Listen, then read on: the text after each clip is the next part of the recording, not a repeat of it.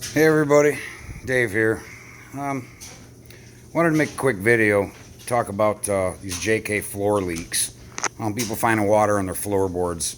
And I've discussed it and made many comments about it. I don't know, a couple people I know have responded back and thanked me for helping them and suggesting what they should do and check. But I'm going to go ahead and make a video real quick now and tell you some things to check. And we'll go to my passenger door first. Critical thing in A-pillar when you get water down on the floor, which I have, and which is what's induced this. I got water back here. It's came behind the seat riser. I've got water probably on, no, I don't even have to check, but we'll check anyway. Surprisingly, carpet's dry. These are extra thick carpets. They do take a bit of saturation to feel them, but that doesn't make it any better. So here's the conditions that I'm dealing with, and I think everybody needs to check when you deal with water leaks. But this is your A-pillar. That's your A-pillar up here. Okay, your door to your windshield. Okay, those are the critical gaps you need to check. You also want to pay attention to the gaps here, all the way around your door, the door gap all the way down here. Okay, I've got a pretty tight gap, but generally you want to run about a 3 mil gap all the way around your door edge. Okay, so this is where it gets fancy. Right here, I'm pretty tight here. I'm looking at, if I had to guess, that's a 2 to 3 mil gap. We follow it up, it gets wider when we get to the top. That's what we call a V gap. Now, if it was an A gap, it'd be very tight at the top and it would be very wider, much wider at the bottom. Okay, so I've got a slight, if you stand back here, I've got a slight V gap going on. Not real bad, but here's my other problem. My flushness. Now, your gussets are permanent. They don't move. They're part of the main, they bolt to the main structure of the Jeep. Your doors can float via hinge.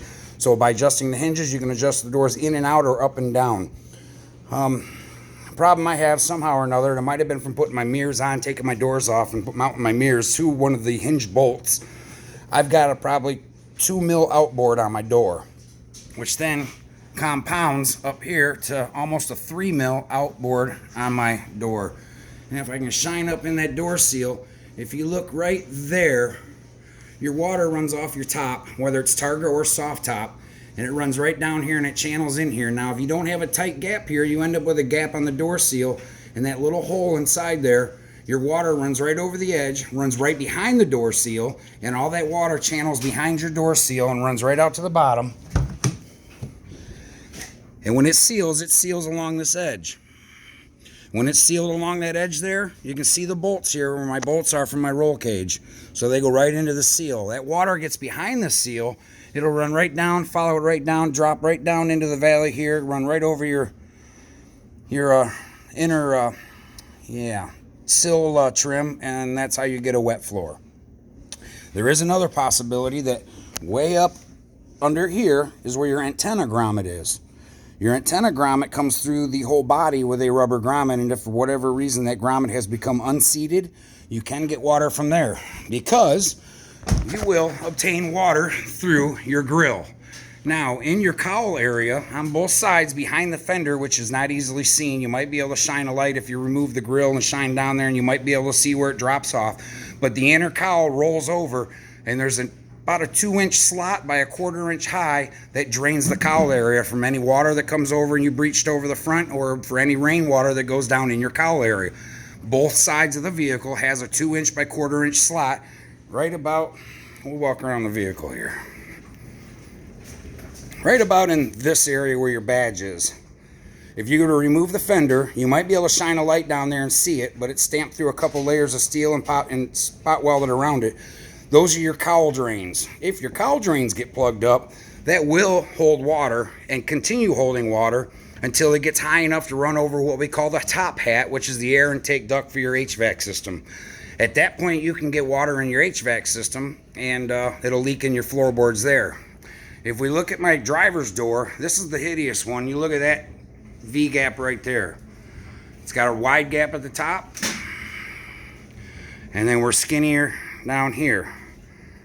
Okay, and then if you look at the conditions, look at the conditions of the gap I'm dealing with. All that rainwater running off the top runs right down behind the door seal, and then runs down behind the door seal. And why is that? Well, one reason on this side is because the windshield is leaning too far forward. When we mount light bars and we mount these brackets to them, or at any point you've removed your gussets and taken these bolts out, This windshield is liable to spring forward by just a couple mils. It's not by much. There is a course of action to take in order to correct this, and it doesn't cost you anything but your time. You need some tools, but I've already stripped this side. I got to get up, take them 2 bolts here, loosen that one. There's one inside here. Yeah, right here. Loosen that one. Okay, then you got to open up your B-pillar. You got to loosen this bolt. You got to loosen that bolt. And then there's going to be one on top. It'll be this bolt here. Okay, that connects your bars coming back from the windshield to the B-pillar. Because I have a cage in this, I've got this added cage in the middle structure. I'm going to need to loosen up my 2 bolts there in the middle. And I'm going to need to make sure I loosen up both sides of the A-pillar. Once I get everything loosened, everything's loosened back here at the B-post. I have everything loose up here at the top A-post, and I loosen up the gussets there at the bottom of the A-post. I'm able to put a come-along strap on this footman loop and bring it all the way back a ratchet strap and wrap it around this cross member. Wrap it right around the cross member, ratchet strap your windshield back, and when you get it back, you'll shut your doors and you'll check your gap. Now, if your gap's still bad, then you'll come back, you'll open the doors up. I would not recommend, you're probably going to have to over pull it and tighten it down because there will be some spring back. I'm guessing maybe 1 to 2 mil spring back. But once you pull it back with the ratchet straps and over pull it, make your doors a little tight, maybe 1 mil tight, and then tighten everything down around it. And then when you take your straps off, you should be good. Everything's tight, put your top back on and rock and roll. You should see better fit on your door seals, and it should help correct your problem.